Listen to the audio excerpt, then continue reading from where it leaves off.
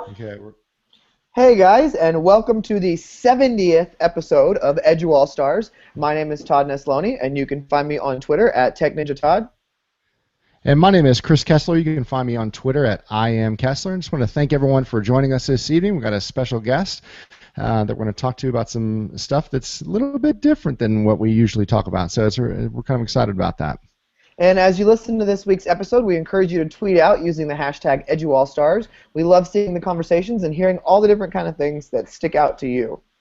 We are so excited this week to have a special guest, Jenny Buccos, who is a filmmaker, innovator, White House champion of change, and also a 20 to watch in education from the National School Board Association, along with many other awards and titles. But she's also the creator of ProjectExplorer.com. So thank you, Jenny, for joining us today. Thank you. .org. I'm just going to correct you. Yeah, ProjectExplorers.org. Thank you, Jenny. Now everybody can go flood the site, so .org. Yes. Thanks So, for having me. yeah, of course. Well, we always like to start with hearing how somebody got started in education, but I know your story is a little bit different. So can you tell us a little bit about your background and kind of your journey to where you are now?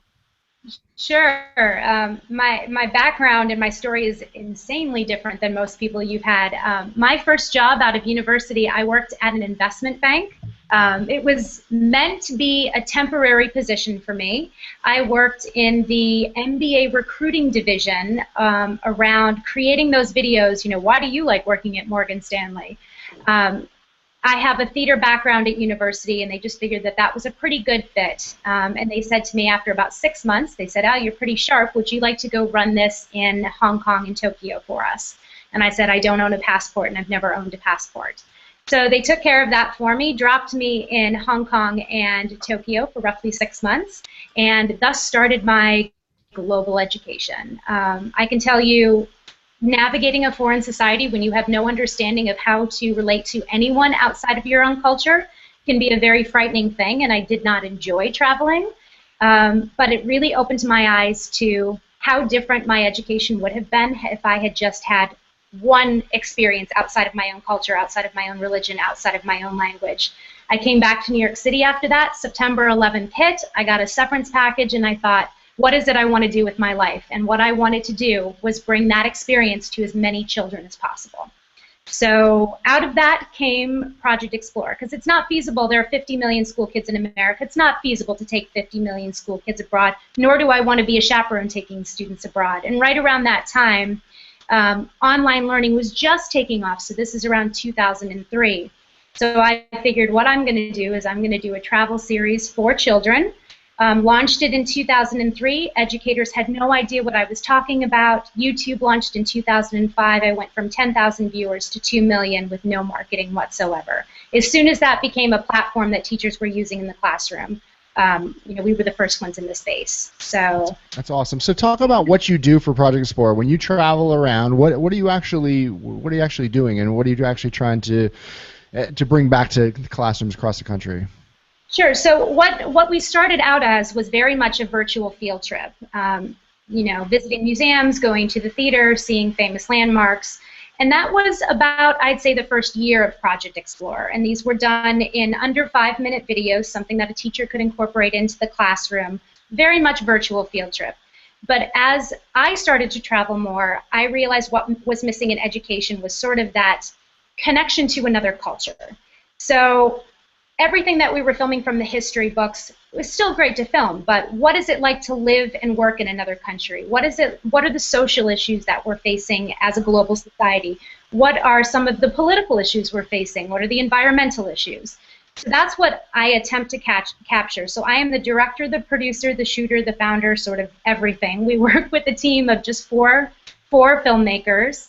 And then roughly 50 educators from around the country to sort of figure out what these videos are. And we film roughly 80 under 5-minute videos per year, 3rd grade to 12th grade, all online, all free of charge, with lesson plans on the back end. So if you're a teacher and you've never traveled, teaching a place like Azerbaijan is not such a scary thing anymore when we empower you with the tools to do it. It's amazing. So what's been your favorite area to film?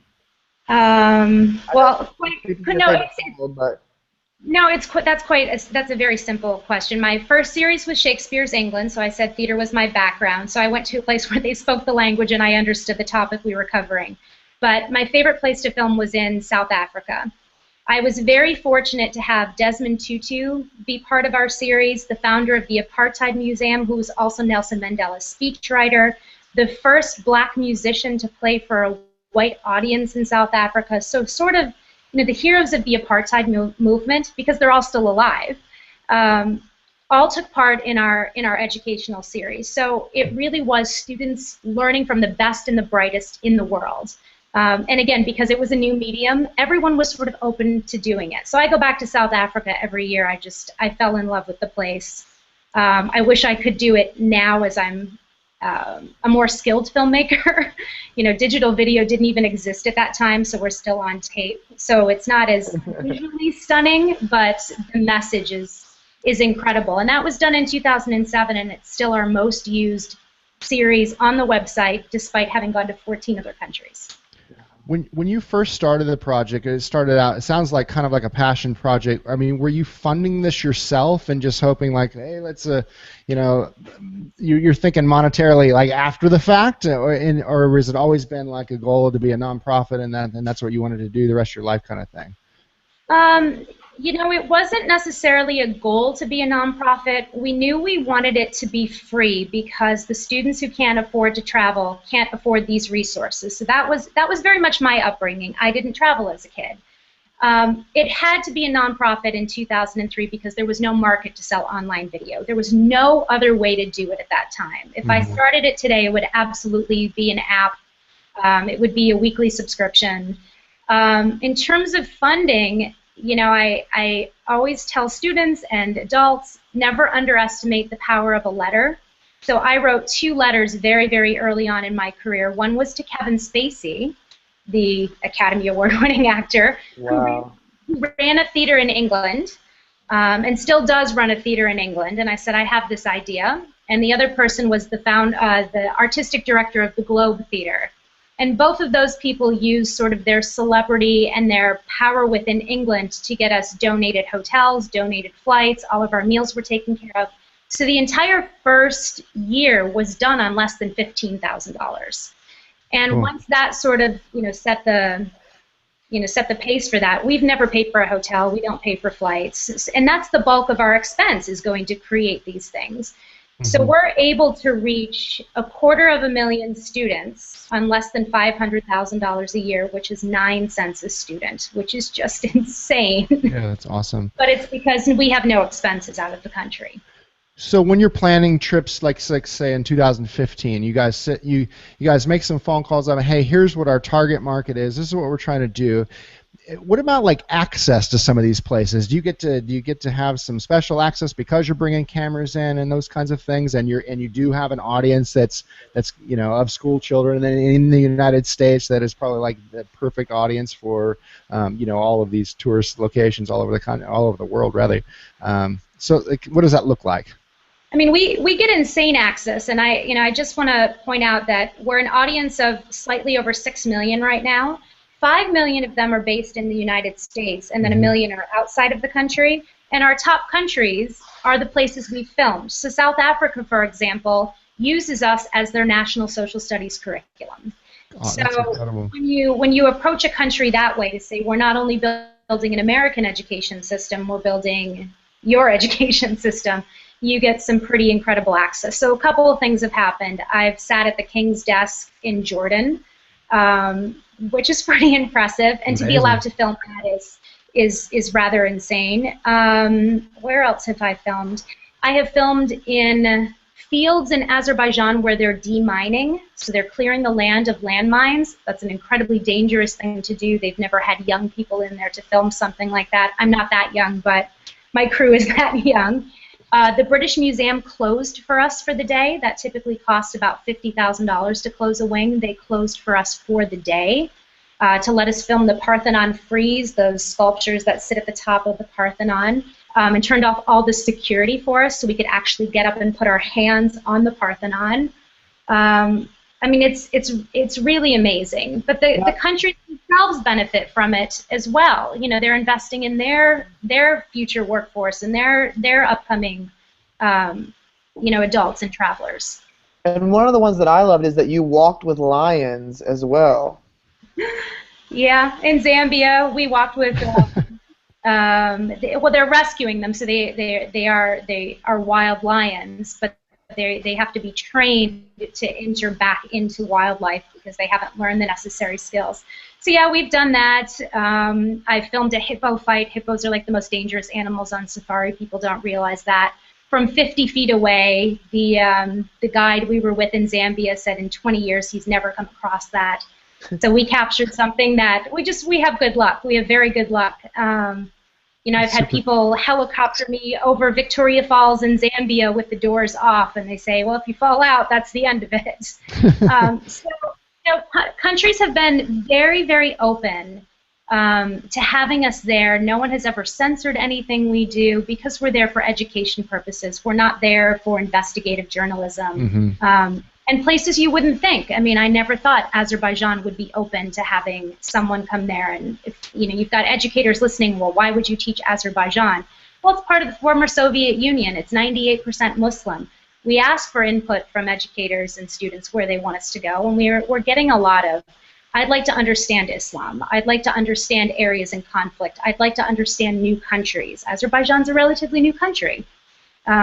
So that, you know, that's the balance. We haven't filmed anywhere like Italy, Greece, because I feel like that material's out there. So when you come back to the U.S. and you're at home, do you get bored not having all those great experiences or anything when you're at home? Or do you come home and you're like, oh, let me just separate myself completely from that so I can decompress? Well, I can't separate myself because then we have to edit everything. So yeah. That takes, you know, 2 to 3 months to edit it and get it class ready. But I'm definitely not bored because the other side of what I do is I do teacher trainings on how to incorporate global themes into things that you're already teaching, and I do class visits with students, and I screen, and they get to answer questions. So I probably do about 20 to 30 school visits a year, so there's no time to be bored. Yeah. Plus, you live in New York City, right? I mean, how can you be bored in New York City? Yeah.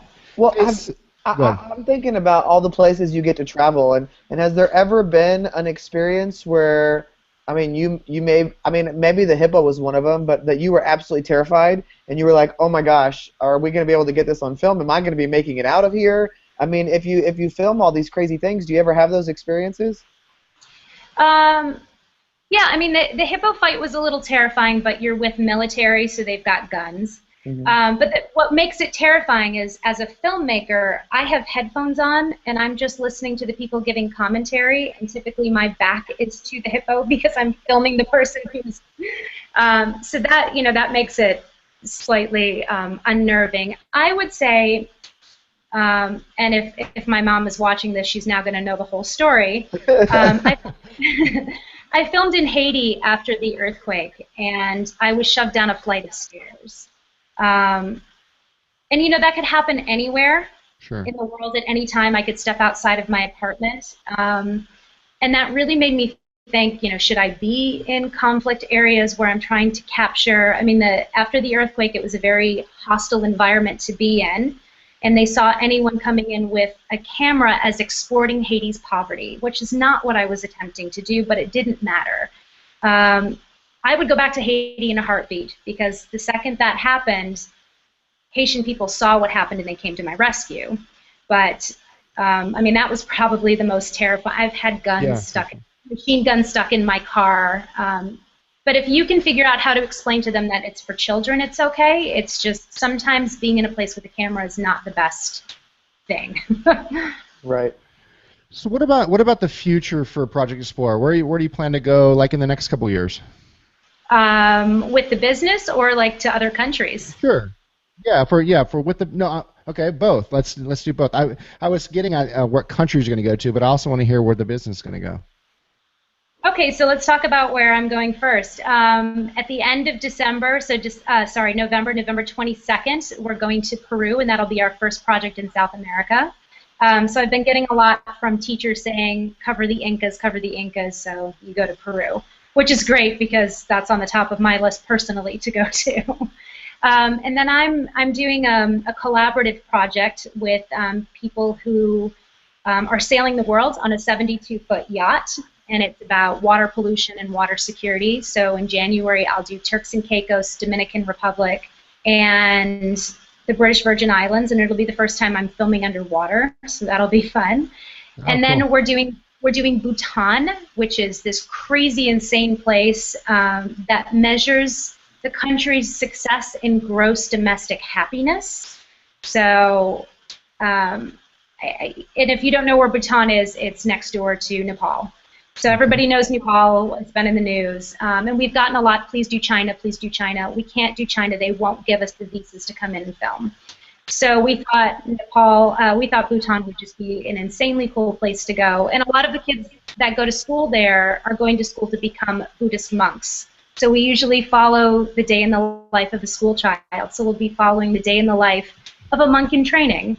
And then in the fall we'll be Uzbekistan. Cool. Yeah. You had mentioned prior to getting on the call tonight that you were coming down to Texas, which is kind of like a foreign country if you're from New York City. Yeah. No, I hear Austin's pretty cool. Austin is much like New York City. When you get outside, it's a little different. So what are some of your plans, though, with the company as a whole, besides just traveling to a couple other places coming up? Well, we're shifting to a model where we're filming a project quarterly and debuting it quarterly. So the biggest complaint that I've had from teachers is, why aren't you filming 20 locations a year? Well, that costs a lot of money to do. So, they always say you can't make a film without money. Well, we're filmmakers, so that's what we're always chasing.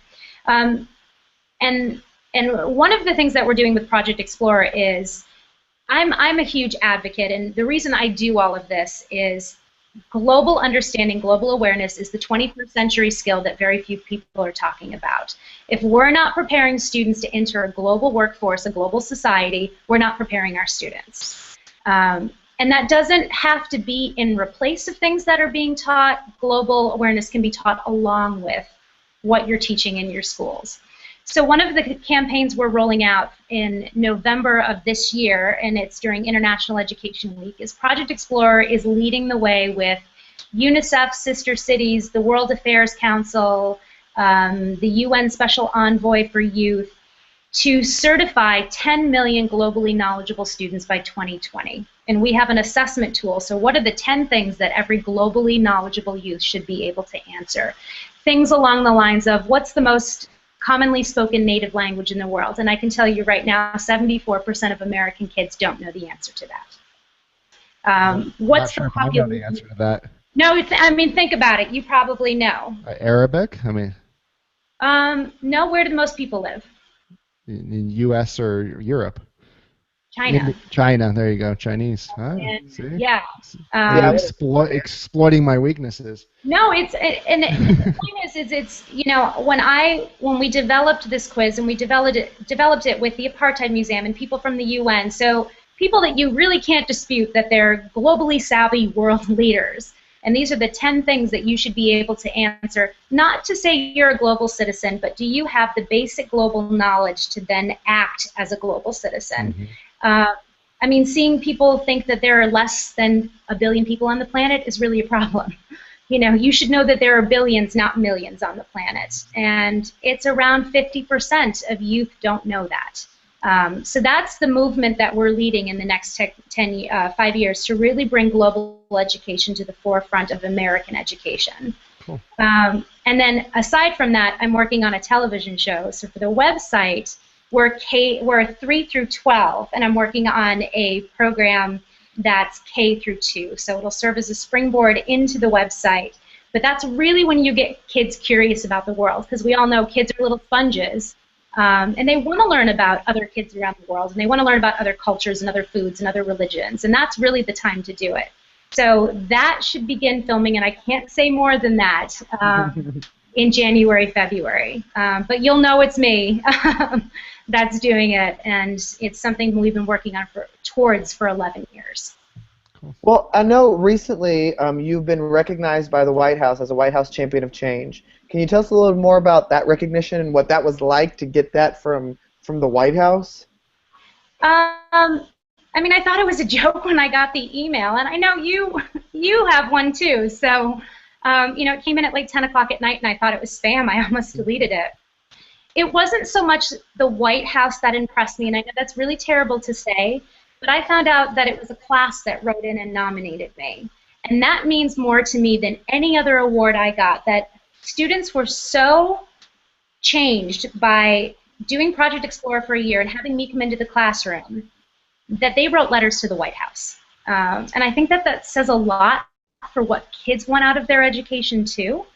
They want to learn about the world, and they want to they want to be listened to. And I know exactly which classroom it was, because a student said to me, does President Obama know what you're doing? Because he'd be proud of you. And I said, that's great. You should write him a letter. So they all wrote him letters. I mean, it was great. It brought a lot of attention to the organization, but the fact that a class took time to thank me meant more than anything I've ever gotten. Awesome. And what was it for? What was the Champion of Change? I mean, what was it? What was the category? It was community choice. So like all the people who didn't really fit into anything else, because I don't really fit into a teacher. I'm a non-traditional teacher. I mean, you have teachers by trade, but then there are obviously teachers who are just teachers by what they do. So I didn't fit into education. I didn't fit into filmmakers. I didn't fit into nonprofit leaders. So I was just in this catch-all with like 7 other people who were doing amazing things. So what's something that, you're traveling around the world all the time. I imagine you have some downtime. What do you read books? I watch a lot of film. Watch a lot of film, I bet, yeah. I do read books, but they tend to be research on the project I'm doing, so I don't really read for enjoyment. Do you watch a lot of documentaries since you are a filmmaker yourself? I watch a lot of documentaries. I watch a lot of foreign film. I'm working on a project this year where I watch 365 videos in 365 days, Wow. Which people listening are like, what a huge waste of time, but when that's your job, Well, being a filmmaker yourself, tell what's your favorite movie and your favorite documentary? I don't have a favorite movie. I have a favorite sequence, and it's All the President's Men, and that's the Watergate scandal. And there's just a sequence that if I could go back in time, I wish I could film it, but I was not even born at the time. So, and I always travel with that film. It's always on my laptop. It's always on my iPod. I travel with it everywhere I go, and I probably watch it, 10 times a year. It's just this beautiful scene. And if you haven't seen it, it's the scene where they're researching in the library and the crane comes in and they shoot all the way up from the Library of Congress. It's just insanely good. Documentary, I see so many that I don't have a favorite, but I'll tell you, I just watched something called Tim's Vermeer, and it's Penn and Teller who produced it. And I've heard about that one, yeah. He's a famous Dutch artist. And the idea is, with the right technique, can anyone paint a Vermeer? And I highly recommend it. It's on Netflix. Everybody should go watch it. It's just insanely good. Someone just told me about that a week ago. Yeah, I definitely want to check that out. I love documentaries. If I sit down and watch movies, I'm watching documentary first, and my wife's like, really, another documentary? But that's I'm fascinated. We like the documentaries over animals, and then we realized that most of those are depressing, and my wife said, we can't watch these anymore. This is too sad. Yeah, I know. I just watched Chasing Ice, too, which is about the melting of the ice caps, and, there's some beautiful film work there. But what documentarians go through to get their stuff made is it's a miracle anything gets done. As far as filmmaking, was this your first foray into filmmaking, or did you kind of have a little background in this, or not? Totally self-taught. Okay, cool. Self-taught web designer, self-taught shooter, editor, producer, script writer, and the majority of my crew is as well. I'm looking for people who have a passion for sharing the world, and then will just say, teach me the ropes, which I actually think is kind of cool when you go into classrooms and kids think, oh, she must have gone to film school. Nope. Picked up the camera. And you guys know anyone can be a publisher and anyone can be an editor in this day and age. Yep. So what is the thing that you are, looking at all that you've accomplished, what is the thing that you're most proud of accomplishing? Well, it'll be the television show when it debuts. But most proud. I don't know. I mean, just the fact that I've sustained this for 10 years. Yeah, 6 million viewers a year. I'd be pretty proud of that. Yeah, I mean, it's hard because it's not just me. I mean, it's an entire Of course. group of people. Yeah, I mean, that's really hard to say. Like, whatever I'm doing at the moment, I'm the most proud of. So, like, every film I do, I'm like, this is my favorite, and then I improve on it just a little bit next time. I'm like, okay, that's my favorite. So we generally ask this to teachers, and we know that some teachers can definitely have rough days, but outside of education, there are rough days as well. So when you're having a rough day, what do you do to like recenter yourself? Well, watching movies is a big thing for me. I like to go to museums. I need to get inspired, and be that art, be it history. For me, I spend so much of my time when I'm not on location, like hunched over my computer, just looking at my video, that sometimes you just need to step away from that. So I do that, and I spend time with my family. I've been spending a lot of time with my family this year. I have a new niece, and she's like the first grandkid, and she's just awesome. I mean, I think, to go back to your other question, I would be most proud if she grew up using my stuff and went on to do something fantastic in the world. Cool. Awesome. Well, what would you say has been the biggest thing that you've learned in the last year? In the last year? Mm-hmm. Just put yourself out there and don't be afraid to ask. So I sort of had this idea for a television show in the back of my head forever, but because I'm not a famous television producer and I don't have the connections, I just thought it was never going to happen. And I finally asked the right person, and this right person has just driven everything forward. So never underestimate the power of a letter, and never be afraid to ask. What's the worst someone can say to you? It's no. They're not going to say you're a horrible person, I hate you. It's no. And if you can learn to take no, then you're good. Such a great lesson, especially, just such a great lesson, especially for kids too. Man, I didn't learn that until very late in life, and I wish I would have learned it much sooner. But getting out there and just asking. So, what are some of the biggest challenges in your job? Fundraising. Always fundraising. We sort of straddle the global education and the ed tech. So we are leaders in ed tech because we were some of the first online video. But we hear a lot, time and time again, that we're not interested in funding you. We already funded the Khan Academy. Mm-hmm. And that's very frustrating because the Khan Academy and we're two very, very different things. Mm-hmm. And I'd like to think that there's space. I would love it if 10 other people were doing what we were doing. But I'd like to think that there were funders and space for more than one person in this area. Right. And it's been incredibly frustrating.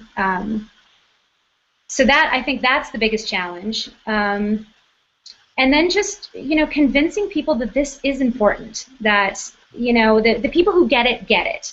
The people who don't say, well, I have to do science first and I have to do math first. Well, I'm just trying to show them a different way. In Azerbaijan, we filmed the game of chess. It's their national sport. So we did risk, strategy, and permutation in chess. It's a 4-minute video, but it introduces a math lesson, and that's just thinking in a different way, and getting educators to think that way has really been a challenge because I'm not an educator by trade, I think. And I think if I was, I might be a little more successful. Not that 6 million kids isn't successful, but we're a free resource. Why isn't everyone sort of tapping into this? And can you imagine like how excited kids would be to go into math class and get to watch a video? That would be really exciting. I never got to see a video in math class. Absolutely. Yeah, math teachers are notorious for never ever showing you videos. Yeah. Not our listeners, of course, and surely not Todd, but oh my gosh, like in campuses I've been at, it's like math class, no way that video comes out. So those are my two biggest, and I'm really hoping that this year I can sort of drive that message home that there's, it's not a zero-sum game. There's room for both.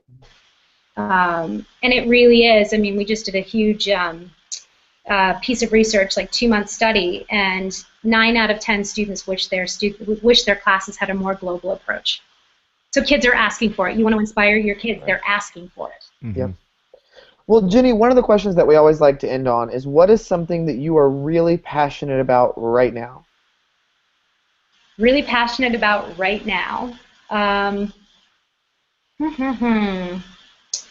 Oh, okay. This is pretty easy, actually. I just started tweeting it quite a bit, sort of demystifying and moving away from fear-mongering in the media, especially with the Ebola thing. The amount of misinformation that's out there is something that I'm attempting to address. I don't know how successful I'm going to be, but I think as a world traveler, not being afraid to travel, I have a platform to sort of do that. I'm not afraid to travel right now. It's just a matter of getting the facts out there to people.